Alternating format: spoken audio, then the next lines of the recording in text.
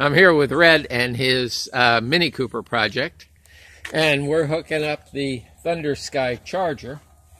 And if you're new to this, I thought I'd just do a quick video because, well, we had to learn a lot of stuff to get to this point, and this will help you get to that point. Now, if this is what I'm gonna talk about is the j1772, which we've got installed in the door. And if you look on the papers here, you'll see we got our, they don't show the power pins, but they do show the ground being the bottom and the pilot and the proximity. Now the colors on here are not the same colors as what comes out of the box. What comes out of the box here is the orange wire and the, I guess that's purple, isn't it? And we have them coming over here to our two pins, just like what's on here. That's the easy part. Hard part comes over here with our buzzers.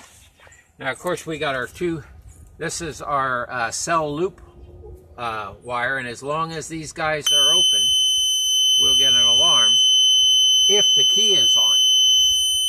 If the key is off, it just stops the charger and you don't get an alarm.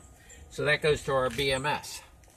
Now the pack fault is the yellow wire, and I have him directly connected to the buzzer, and he goes from the buzzer, and then the other side goes into one of our ground wires. They give you a bunch of ground wires. You only need to ground one to the car, and the others you can use for buzzers and things like that. And that's what we have there. So this yellow wire actually supplies 12 volts positive when we have a pack fault, an open BMS wire.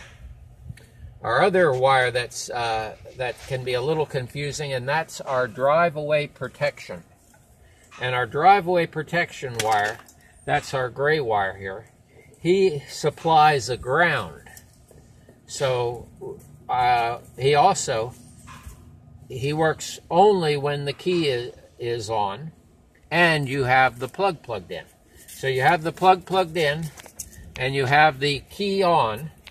That's a bad situation, and in a bad situation we want the buzzer to go off. Now the situation with this is that if everybody is happy, you've got him unplugged and you got the key on like we are right now, this relay is actually engaged. So we need to use the normally closed part of the relay to hook up to our buzzer. And so right now, everybody, as you can see, we got the key on and we have our plug unplugged. If I plug this plug in and I leave the key on, we will get the buzzer going off. Now if I turn off the key, buzzer goes off and we can charge. And this works even if the j1772 isn't plugged in. He will still send a buzzer if he's on. So there's your. So again, on this drive-away part, the part that is confusing is that well, like right now we have the key off, so the relay would actually be buzzing the buzzer if we had electricity going to our key on wire. So that's the reason that we have to hook our buzzer to be powered by the key on wire. So our buzzer gets his power from the key on wire. When the key is off, the relay is relaxed. He isn't on.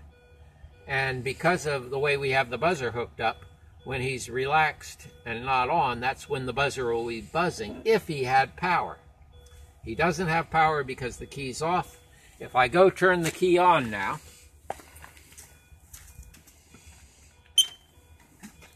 we don't have a buzzer going on, and we do have, what we are seeing is we are seeing power to the relay. The relay is actually engaged, which means this gray wire, which is the drive-away protection, is actually now connected to ground.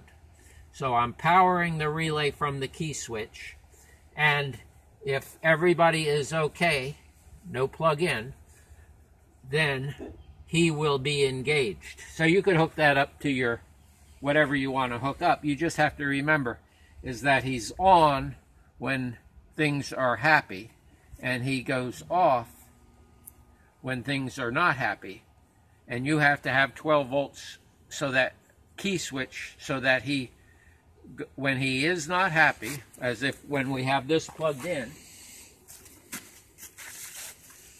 he will now, with that on, he's now not supplying a ground. And I have the relay hooked up so that when the relay is relaxed or off, we have our buzzer on. So that's why you need a double pole, double throw relay.